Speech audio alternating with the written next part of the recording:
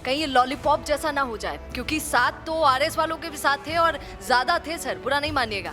क्योंकि कल 5 बजे तक सरकार निर्णय नहीं करती है तो ये आंदोलन उग्र रूप लेगा। तो हो सकता है कुछ बच्चे टंके पर चढ़ जाए, कुछ बच्चे सड़क जाम कर दे, रेल रोक। किरोड़ी लाल जी गुस्से में फिर वहाँ से आगे और छोड़ छाड़ के मिट। किरोड़ी लाल मीणा का सपोर्ट आपको इसलिए नहीं मिला है क्या कि क्योंकि आप हनुमान बेनीवाल के साथ कंधे से कंधा मिलाकर बैठे रहते? या तो मैं मुख्यमंत्री बन जाऊँ तुरंत ही।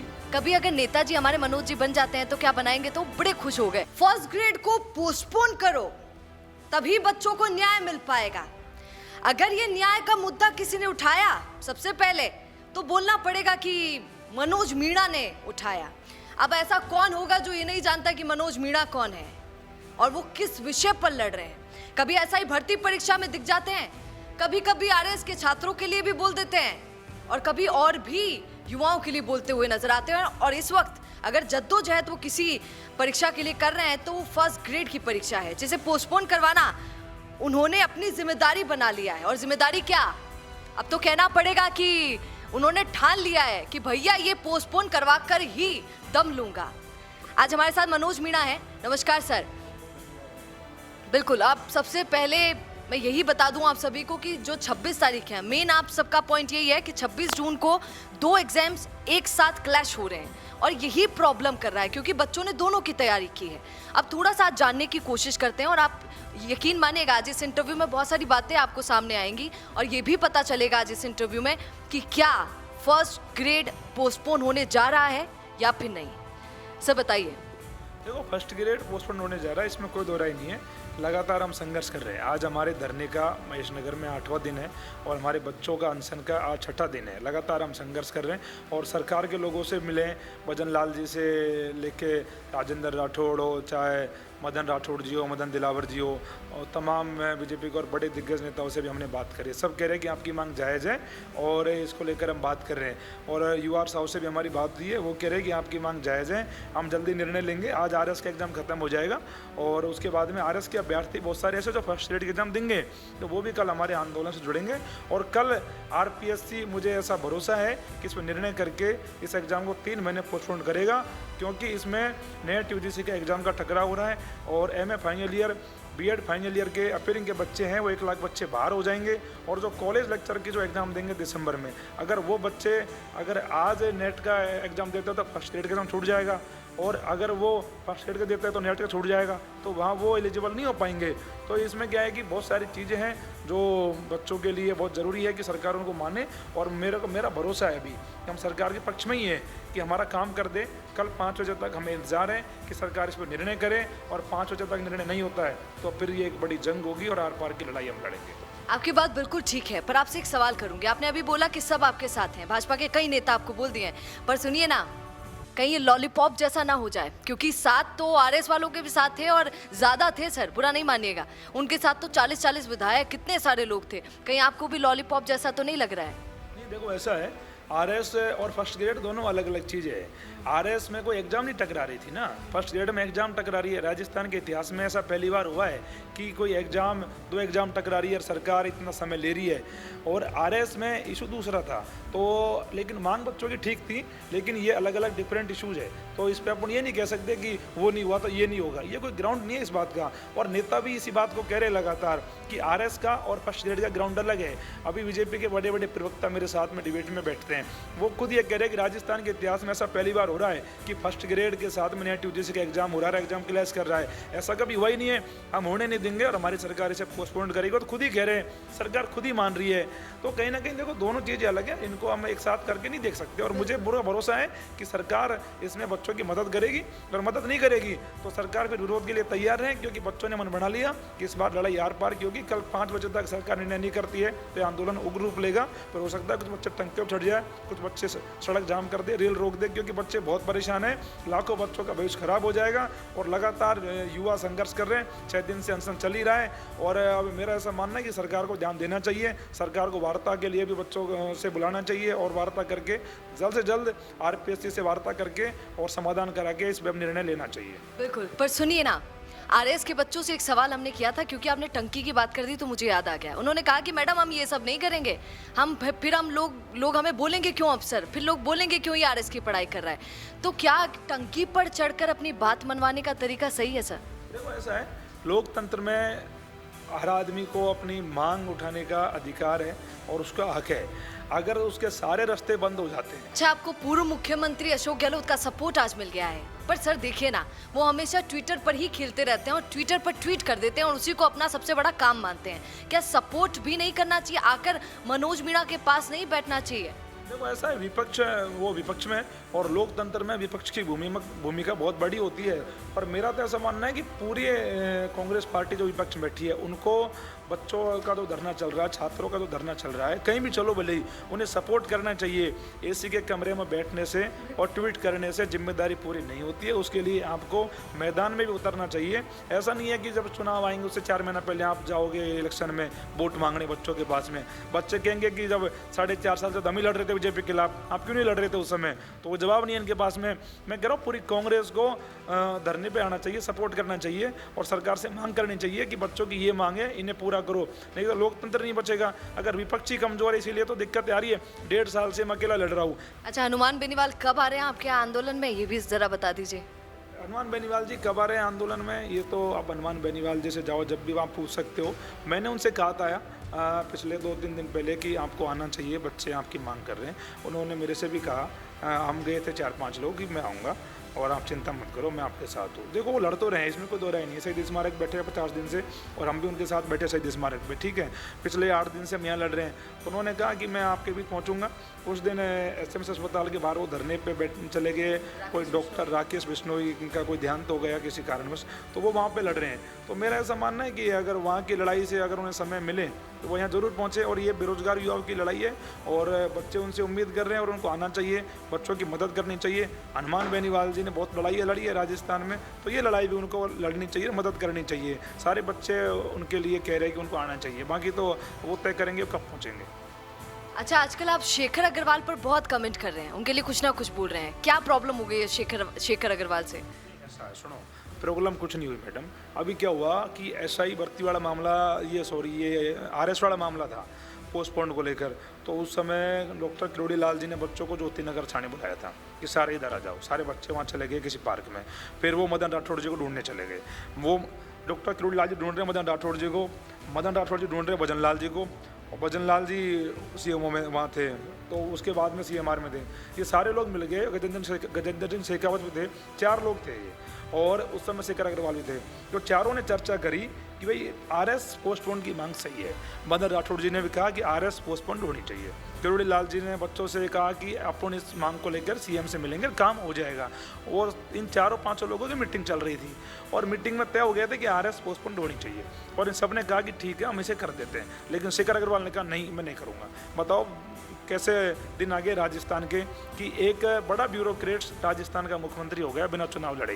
ये बड़ी ताज्जुब की बात है। शेखर जी ने शपथ तो नहीं ली मुख्यमंत्री की, शपथ तो भजन लाल जी ने ली है, लेकिन उसके बाद भी राजस्थान के मुख्यमंत्री की भूमिका शेखर अग्रवाल जी निभा रहे हैं। 4 लोगों के कहने के बाद भी उन्होंने बात नहीं मानी और किरोड़ी लाल जी गुस्से में फिर वहाँ से आ गए और छोड़ छाड़ के मीटिंग को कि तुम मेरी बात तो मानते नहीं हो, मेरी बेइज्जती करा रहे हो। और किरोड़ी लाल जी मीटिंग से आके घर चले गए। उन बच्चों के बीच भी नहीं गए मिलने, क्योंकि किरोड़ी लाल जी को भी लगा कि बच्चों को जवाब क्या दूंगा, बच्चे तो मेरी ओर देख रहे हैं और बच्चे सवाल पूछेंगे कि बाबा क्यों नहीं हुआ काम। बाबा के पास जवाब ही नहीं है, क्योंकि बाबा की बात तो मानी नहीं गई। एक ब्यूरोक्रेट्स बाबा की बात नहीं मान रहा, एक इतना कद्दावर नेता, इतना संघर्ष वाला नेता जिसकी सुनी नहीं जा रही हो, तो तकलीफ तो होती है ना। तो वो घर चले गए थे। तो कहीं ना कहीं मुझे लगता है कि राजस्थान के मुख्यमंत्री के रूप में अब शेखर अग्रवाल जी काम कर रहे हैं और भजन लाल जी तो उनकी हम यहाँ मिलाते हैं। अभी फर्स्ट ग्रेड पोस्टपोन की मांग को लेकर हमारे छात्र भजन लाल जी से मिले। भजन लाल जी ने क्या कहा कि मैं अधिकारियों से बात करके आपको बताऊंगा। यानी कि वो मुख्यमंत्री है मैडम, उन्हें ये कहना चाहिए मैं अधिकारियों को निर्देश दूंगा, आपका काम मैं कराऊंगा, ठीक है, और ये मेरे ध्यान में आ गई आपकी मांग। उल्टा हम डॉक्टर के पास जाते हैं, डॉक्टर कहता है मैं कंपाउंडर से बात करूंगा जब दवाई लिखूंगा। तो ये तो उल्टा काम हो गया ना, थोड़ी उल्टा है। आप मुख्यमंत्री हो राजस्थान के, आपको निर्णय लेना है प्रदेश की बेहतरी के लिए, लोगों की बेहतरी के लिए, उल्टा आप कह रहे हो मैं अधिकारियों से बात करूंगा। तो ये तो बहुत नेगेटिव मैसेज जा रहा है राजस्थान में। हो सकता है कि भजन लाल जी को पूरा जो कमांड अधिकारियों से मिल रहा हो, जो अब उनके ध्यान ज़्यादा रहता नहीं है, इसलिए कह देते बार बार में कि अधिकारियों से बात करनी पड़ेगी। तो मेरे को लग रहा है कि भजन लाल जी को थोड़ा सा ये चीज़ को भी ध्यान रखना चाहिए, वो मुख्यमंत्री हैं और निर्णय उनको करने चाहिए, तो राजस्थान के लिए ठीक होगा और लोकतंत्र के लिए ठीक होगा। कि देखो हम तो कर रहे हैं, तुम लोग भी आ जाओ, ये चुनिंदा लोग मेरे साथ हैं, पर तुम लोग भी आ जाओ तो भीड़ दिखे और ये सरकार को पता चले कि सब मेरे साथ हैं। तो भीड़ आ क्यों नहीं रही है? एक तो ये भीड़ नहीं कहता मैं इनको, ये हमारे भाई है, सभी हमारी बहनें हैं जो ये तैयारी कर रहे हैं, ठीक है। अब बच्चों का लास्ट समय, ठीक है, एग्ज़ाम में, तो बहुत सारे बच्चे ऐसे हैं कि जो कनेक्ट भी नहीं होंगे, बहुत सारे बच्चे ऐसे जो बेचारे ऐसा सोच रहे कि क्या पता सरकार नहीं माने, क्योंकि एक गरीब किसान का बच्चा सारी बातें सोचता है। और बहुत सारे बच्चे जो साथ में भी हैं, और बाकी तो देखो ऐसा ही नहीं है, लोग खूब आ रहे हैं, इसमें कोई दिक्कत नहीं, हमारे भाई खूब आ रहे हैं और खूब बहनें आ रही है, खूब बिल्कुल। अच्छा, सबका सपोर्ट आपको मिल गया, किरोड़ी लाल मीणा का सपोर्ट आपको इसलिए नहीं मिला है क्या कि क्योंकि आप हनुमान बेनीवाल के साथ कंधे से कंधा मिलाकर बैठे रहते हैं और वही हनुमान बेनीवाल किरोड़ी लाल मीणा पर थोड़े कटु बयान दे देते हैं? देखो, मैं तो इतना ध्यान नहीं देता, मेरा ये मानना है किरोड़ी लाल जी ने युवाओं की खूब लड़ाई लड़ी है, हमने भी उनके साथ लड़ाई लड़ी है।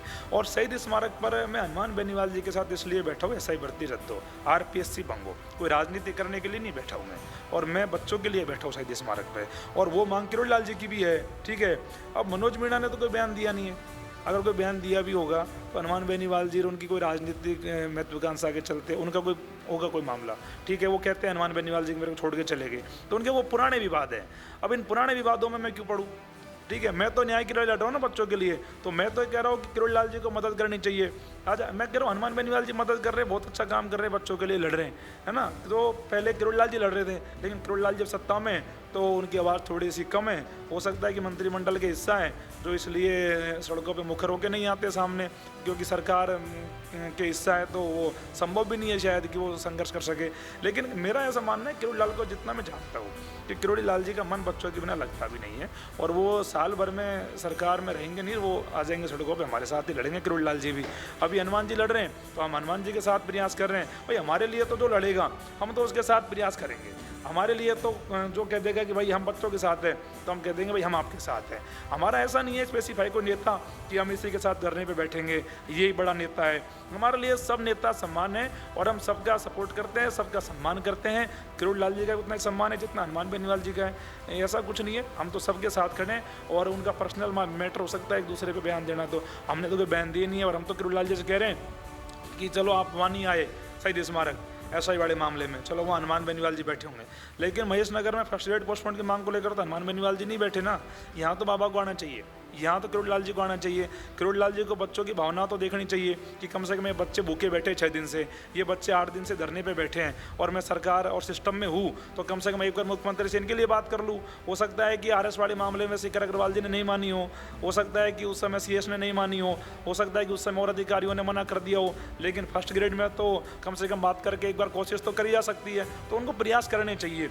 और जब अगर किरोड़ी लाल जी की अगर अधिकारी नहीं सुन रहे तो फिर मेरे को लग रहा है फिर किरोड़ी लाल जी को सरकार छोड़ के और हमारे साथ धरने पे बैठ जाना चाहिए। फिर क्या फायदा हो मेरे को बताओ। नहीं, किरोड़ी लाल जी तो कैबिनेट के मंत्री हैं, और जाके ये बताओ मेरे को, ब्यूरोक्रेट्स है, IAS है, इनसे कितना बड़ा होता है किरोड़ी लाल जी का? कैबिनेट मंत्री बहुत बड़ा होता है मैडम। एक MLA भी इन अधिकारियों से बड़े होते हैं। राजस्थान का कितना ही बड़ा अधिकारी हो, एक MLA से बड़ा नहीं होता। वो जनप्रतिनिधि है, एक MLA। और किरोड़ी लाल जी तो कैबिनेट मंत्री के साथ साथ राजस्थान के बहुत बड़े कद्दावर नेता है, और उसके बावजूद अगर ये छोटे छोटे अधिकारी उनकी मांगों को अनसुना कर रहे हैं, उनकी बातों को अनसुना कर देते हैं, तो कहीं ना कहीं हमें लगता है कि फिर किरोड़ी लाल जी को वहाँ नहीं रहना चाहिए, उस जगह जहाँ सम्मान नहीं हो और जहाँ उनके काम नहीं हो रहे हो, जहाँ जनता के काम नहीं हो रहे हो। किरोड़ी लाल जी ने कहा कि कांग्रेस उस समय सत्ता में थी कि ये युवाओं की सुन नहीं रहे, ये काम नहीं कर रहे, और किरोड़ी लाल जी के साथ हमने धरने प्रदर्शन आंदोलन करे। आज सरकार किरोड़ी लाल जी की आ गई, बीजेपी की सरकार आ गई, लोगों ने वोट दिया किरोड़ी लाल जी के कहने पर, और आज वही सरकार किरोड़ी लाल जी की नहीं सुन रही, तो अब लोग कहाँ विश्वास करेंगे कि पहले किरोड़ी लाल जी ने कहा कि कांग्रेस तो सुनती नहीं है, बीजेपी को वोट दे, तो अब बीजेपी को वोट दिया तो बीजेपी नहीं सुन रही। तो किरोड़ी लाल जी को फिर मेरा ऐसा मानना है कि बच्चों के साथ आ जाना चाहिए, अब समय आ गया। अच्छा मनोज जी, हमारी बात बहुत लंबी जा रही है, मुझे आपसे 4-5 क्वेश्चंस करने हैं, उनके जवाब आप फुर्ती से दे दीजिएगा। कितने टाइम का पोस्टपोन आप चाहते हैं, कितना समय चाहिए? हम चाह रहे 3 महीने एग्जाम पोस्टपोन हो।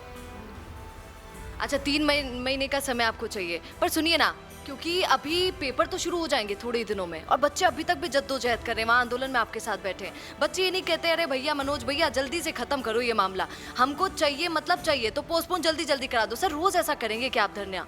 एक ऐसी चीज कीजिए जिससे आपको लगता है कि हाँ ये तो बिल्कुल सटीक है, लगेगी सरकार को और हमारा निर्णय आ जाएगा। नहीं ऐसा है, अब मैं मुख्यमंत्री तो हूँ नहीं कि मैं 2 मिनट में काम करा दूँ, या तो मैं मुख्यमंत्री बन जाऊँ तुरंत ही, हैं, या तो मुझे एक दिन के लिए भी अगर मुख्यमंत्री बनाए तो मैं 1 मिनट में काम कर दूं बच्चों के, ऐसा ही भर्ती भी रद्द कर दे, आरपीएससी को भंग कर दे। लेकिन हम तो सुनो मेरी बात, हम तो सड़क पे बैठे हैं ना, हमारे पास लड़ने के अलावा ऑप्शन नहीं है। हाँ, बच्चों की मांग ये सही है कि वो परेशान हो रहे हैं कि हम कब तक धैर्य रखें, और ये मैं सरकार से कह रहा हूँ कि बच्चे परेशान हो रहे हैं, आप सुन नहीं रहे भजन लाल जी, आप इनकी तरफ देख क्यों नहीं रहे, इनका समय खराब हो रहा है। तो आप बड़ा एक्शन कब लेंगे सर ये बताइए? तो कल 5 बजे तक हम देख रहे हैं कि सरकार हमारी मांग को पूरा करती कि नहीं करती, उसके बाद हम बड़ी लड़ाई लड़ेंगे। और फिर फर्स्ट ग्रेड पोस्टपोन करवा कर ही मानेंगे? पोस्टपोन को करनी पड़ेगी ना, न्याय संगत मांग है, भजन लाल जी को मानना पड़ेगा। भजन लाल जी नहीं मानेंगे तो 3 साल ही तो बचे हैं, फिर भजन लाल जी पूर्ण सीएम हो जाएंगे सब गहलोत जी की तरह। अच्छा ठीक है, फर्स्ट ग्रेड की बात हो गई। मनोज जी, एक छोटा सा क्वेश्चन आपसे पर्सनल है, मुझे एक बात बताइए, आप इतना काम युवाओं के लिए कर रहे हैं, युवा आपको खासा पसंद करते हैं, इसमें हाँ भरिए। नहीं, युवा तो साथ ही है ना मेरे, लड़ रहे हैं ना युवा, इसमें हारने की बात नहीं है। युवा तो लगातार मेरे साथ, सुनो, हजारों लोग बच्चे आप देखो धरने बैठे रहते हैं, ठीक है। सोशल मीडिया पे बच्चे कितना प्यार करते हैं, कितना सपोर्ट करते हैं। बहुत सारे बच्चे तो ऐसे हैं कि कुछ भी करने को तैयार है हमारे लिए, कि मनोज भाई आप आदेश करोगे आपके लिए कुछ भी कर देंगे। लेकिन हम नहीं चाहते ना कि ऐसा कोई काम हो जिससे नुकसान हो हमारे लोगों को। तो बच्चे तो हमारे साथ में ही हैं, और वो पसंद करने का विषय है कि हम निस्वार्थ भाव से, ईमानदारी से दिन रात इनके लिए संघर्ष कर रहे हैं, इसलिए हमारे साथ खड़े रहते हैं बच्चे। और हम लोग ऐसे ही थोड़ी डीप बात करने लगे तो मैंने उनसे कहा कि मनोज जी बड़ा अच्छा काम कर रहे हैं, कभी अगर नेताजी हमारे मनोज जी बन जाते हैं तो क्या बनाएंगे, तो बड़े खुश हो गए और बोले कि जरूर जरूर। तो आप मनोज जी आप बताइए ना, अगर मौका मिल जाता है तो जरूर? देखो ऐसा है, बिल्कुल लोकतंत्र में हर व्यक्ति को अधिकार है कि वो राजनीति में जाए, लेकिन साफ सुथरी राजनीति में जाए। अब वर्तमान की राजनीति बहुत खराब है, बहुत गंदी हो चुकी है। कांग्रेस बीजेपी दोनों से लोग परेशान हो रखे हैं मैडम इस समय, ठीक है। और हम संघर्ष की राजनीति कर रहे हैं, हम संघर्ष के बलबूते पर यहाँ बैठे हैं। और मैंने परसों के दिन भी बड़ा भावुक मार्मिक अपील करी थी कि सब नेताओं को मैंने देख लिया, इनके मैं घर जाता हूँ, ये मिलते नहीं है, 3-3 घंटे तक इनके दरवाजे पर बैठ के आता हूँ। किस लिए? इसलिए नहीं जाता कि मेरे को कोई टिकट दो, मेरे को तुम विधानसभा भेजो, लोकसभा भेजो। मैं इसलिए जाता हूँ कि इन बच्चों के काम करो, ये बच्चे परेशान हो रहे हैं, भूखे बैठे हैं बच्चे हैं, बेटियाँ भूखी बैठी है, इसलिए जाता हूँ मैं। लेकिन ये सुनते ही नहीं है, क्योंकि इनको लगता है हमारे बेटे बेटियाँ तो है नहीं है, हम तो सत्ता में आ गए, हम तो राजनीति में सेट हो गए, 1000 करोड़ रुपये कमा लिए, हमें फ़र्क नहीं पड़ रहा। तो मेरी पीड़ा ये है कि बच्चों की मांगों को लेकर जब मैं उन्हें तकलीफ में देखता हूँ, परेशानियों में देखता हूँ, तो भावुकता भी दिखती है बहुत बार, और फिर संघर्ष भी करना पड़ता है और लड़ाई भी लड़नी पड़ती है। लेकिन वर्तमान राजनीति में लोगों की भावना बच्चों के लिए मर चुकी है, नेताओं की भावना बच्चों के लिए मर चुकी है। इसीलिए मैं इनके लिए ईमानदारी से प्रयास कर रहा हूँ, और इसीलिए मैं चाहता हूँ कि राजस्थान की राजनीति का परिदृश्य बदलना चाहिए। और मेरे साथ में राजस्थान के युवा खड़े हैं, राजस्थान के बच्चे खड़े हैं। ये जिस दिन तय कर लेंगे कि मनोज मीणा को विधानसभा लोकसभा भेजना है, ये अपना आप भेज देंगे। मुझे किसी पार्टी कार्यालय में या किसी नेता के घर ढोक लगाने की जरूरत नहीं है। क्या बात बोली है। पर एक बात बताइए, क्योंकि कांग्रेस तो अच्छा है, आपसे एक सवाल करूंगी, निर्मल चौधरी अभी वहाँ पे डॉक्टर राकेश बिश्नोई के लिए लड़ रहे हैं, वो भी ऐसे ही लड़ते हैं, कई बार अपने आप को युवा नेता। ताज़ा खबरों के लिए विजिट करें द फैक्ट इंडिया की वेबसाइट और डाउनलोड करें द फैक्ट इंडिया ऐप।